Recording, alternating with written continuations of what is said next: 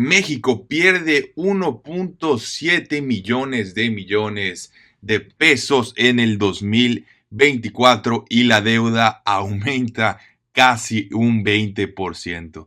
Muy buenas a todos, compañeros inversionistas. El día de hoy vamos a por fin cerrar el año del gobierno mexicano. Ya tenemos los datos del año completo. Vamos a platicar de cómo estuvieron los ingresos, qué fue lo que a lo mejor estuvo un poco bajo, qué es lo que están haciendo bien y también cómo está el tema de los gastos. Esto nos va a dar como un resultado el balance presupuestario o cuánto dinero, en este caso, perdió el gobierno mexicano, cómo ha aumentado la deuda y vamos a analizar qué nos depara para el 2025.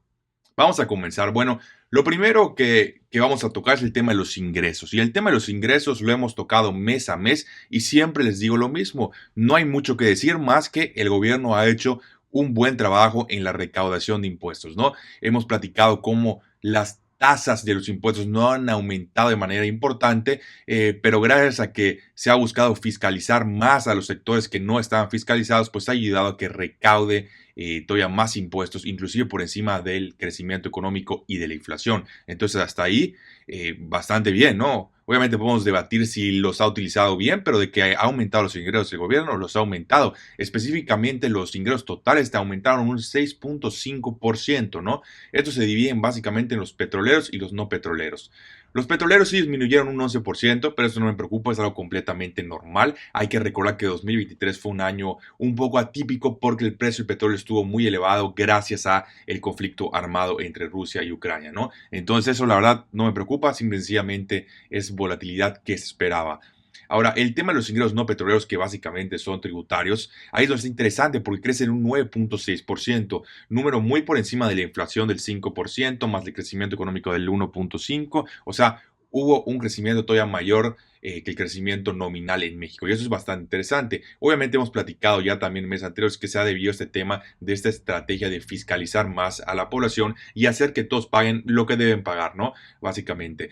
Porque eso no es un tema de que no es un tema de que se han aumentado los impuestos de manera significativa, sencillamente había gente o industrias que a lo mejor no estaban formalizadas o no estaban pagando lo que debían de pagar. El SAT se ha puesto las pilas, vamos a decirlo así, y ha aumentado esta recaudación. Entonces, hasta ahí no tenemos problema. Obviamente, esto sí va a ponerle un límite al crecimiento en el 2025, porque el mismo gabinete económico de Sheinbaum ya platicó que este beneficio pues es un one time, ¿no? O sea, ya lo eficientizaron, ya lograron generar que se cobren los impuestos, o sea, de fiscalizar a la población, pero eso tiene un límite, ¿no?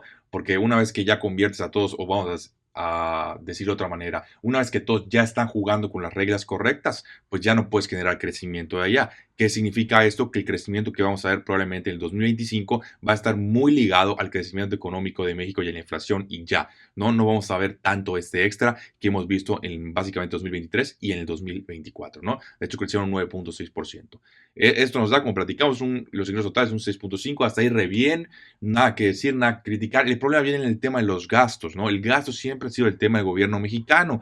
Los gastos netos subieron un 12.7%, esto es una brutalidad y están compuestos principalmente por el programable y el no programable, ¿no? Básicamente, en palabras muy sencillas, el programable incluye los gastos corrientes de correr el gobierno y los gastos de inversión, ¿no? Entonces un gasto, como su nombre lo dice, para la redundancia, está programado, está presupuestado, sabes que vas a pagar, no sé, tanto de renta de las oficinas que tiene el gobierno, tanto de sueldos de la gente que trabaja en el gobierno, tanto de luz aproximadamente, tanto de agua, etcétera, ¿no? Entonces son los gastos fijos, vamos a decirlo, del gobierno, más los gastos de inversión que saben que se va a invertir tanto dinero para construir las vías del Tren Maya, tanto dinero para la refinería, etcétera, para la carretera, para el hospital, para lo que fuese, ¿no? Entonces por eso se llaman programables, porque ya están presupuestados y normalmente no varían mucho con respecto al presupuesto. Ahora, los no programables, pues obviamente como su nombre lo dice, pues no están programados, ¿no? Y principalmente son dos. Otras participaciones, que es el dinero que a veces le da el gobierno federal a los estados por alguna situación en particular, y también tenemos el costo financiero, que el costo financiero es básicamente, en palabras muy sencillas, son los intereses que paga el gobierno mexicano por su deuda, ¿no? Esto puede variar también bastante. Ahora, lo interesante aquí es que el programable creció un 13.9% y el no programable 9.7%. Esto es bueno y malo, ¿no?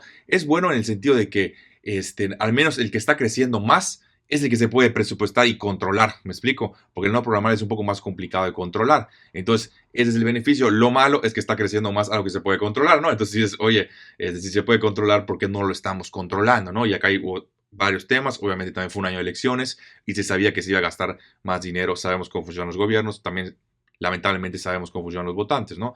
Entonces, era un poco pronosticado hasta cierto punto. Ahora, lo interesante va a ser el 2025 en el gasto programable. Supuestamente, el presupuesto que pasaron, por fin van a empezar a controlar estos gastos, pero es México. Es México, no hay que cantar victoria antes de tiempo. Esta historia la hemos escuchado varias ocasiones y rara vez se consiguen los resultados. Obviamente vamos a darle el beneficio de la duda y vamos a ver qué pasa en 2025. Sería genial que estos gastos dejen de crecer por encima del crecimiento de los ingresos. Porque al fin y al cabo es lo que importa, ¿no? Si tú aumentas tus ingresos un 5%, pues ni modo, aumentas tus gastos un 5%. O sea, lo ideal sería que el gobierno solo gaste lo que tiene y no recurra a deuda para gastar más. Ese sería el escenario perfecto, ¿no?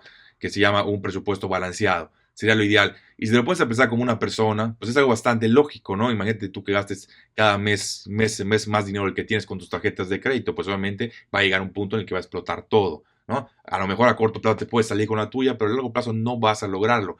Y no van a decir, oye Arturo, pero no, a ver, no es lo mismo una persona que un gobierno. El gobierno puede imprimir dinero. Y te digo, sí, pero esa impresión de dinero, al fin y al cabo, es un impuesto que se genera por medio de la inflación. Y es un impuesto que está oculto, que es bastante malicioso y que afecta a todos y sobre todo, lamentablemente, a la gente que menos recursos tiene, las afecta más, ¿no? Entonces, no es una solución imprimir dinero, sino pregúntale a, ¿quién fue el país ahorita?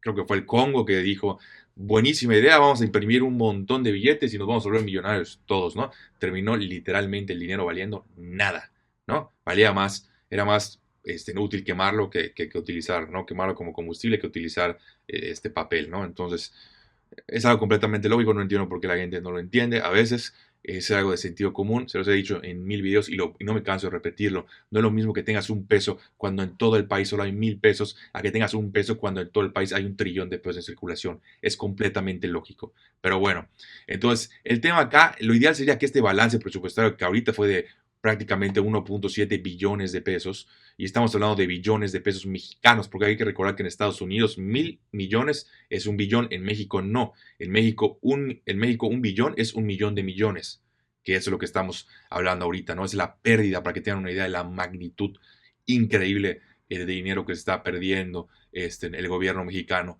y que está financiando con deuda, que al fin y al cabo va a generar más pago de intereses, va a generar mayores pérdidas, va a generar más deuda y alguien lo va a tener que pagar, ¿no? Lamentablemente van a ser las generaciones futuras. ¿Cuánto aumentó con respecto al año pasado? Pues aumentó 1.5 veces, ¿no? Es decir, el año pasado fue de 1 millón de millones, vamos a decirlo ya para que sea más fácil, 1 billón, y este año fue de 1.7 billones. Bueno, podemos, si redondeamos, podemos decir 1.1, 1.7, 1.54 veces más. Un crecimiento bastante agresivo de la pérdida que ha estado teniendo el gobierno mexicano. La deuda, aún así, crece un 18.1% más. Ahora, lo interesante aquí es que si te dan cuenta, el cambio de deuda, lo que aumenta la deuda aumenta prácticamente 2.7 billones de pesos mexicanos. Y va a decir, Arturo, ¿por qué aumentó más que la pérdida de 1.7? ¿No? O sea, ¿de dónde sale este billón extra?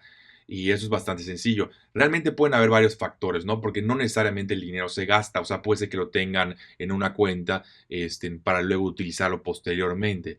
Pero lo más probable también que sea es por el tema del tipo de cambio. Hay que recordar que toda esta deuda está neteada en pesos, pero mucha de esta deuda, bueno, mucha, pero una parte de esta deuda está en dólares. Entonces, ¿qué pasa cuando conviertes esa deuda en dólares a pesos? Pues obviamente, si el tipo de cambio se devalúa el peso, como pasó básicamente en el 2024, que fue un año de una devaluación un poco agresiva, pues eso genera que la deuda aumente, entre comillas, ¿no? Al menos en el tema de pesos, ¿no? Y es algo completamente lógico. O sea, si tú tienes una deuda, hablando de persona, de $10 al tipo de cambio de hoy y de mala suerte sube en un año a 25 pesos por dólar, pues vas a tener que cambiar.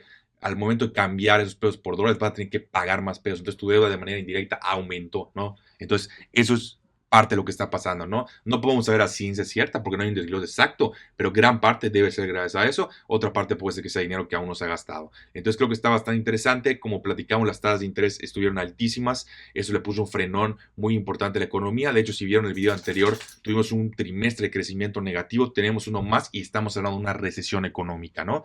Ahora, el lado positivo es que Banxico se va a ver obligado a bajar las tasas de interés. Esto debería de fomentar un poco o de controlar la actividad económica, lo cual va a ayudar obviamente a los ingresos del gobierno, y también en teoría debería de bajar los intereses de la deuda, lo cual puede hacer que el balance presupuestario del 2025 no crezca o no siga empeorando la situación. Vamos a ver qué pasa, todo va a depender de que el gobierno por fin tenga la capacidad de controlar los gastos. Insisto, no sabemos si lo va a hacer. Supuestamente sí lo dice el presupuesto, pero del dicho al hecho hay un gran trecho. Entonces vamos a ver qué pasa.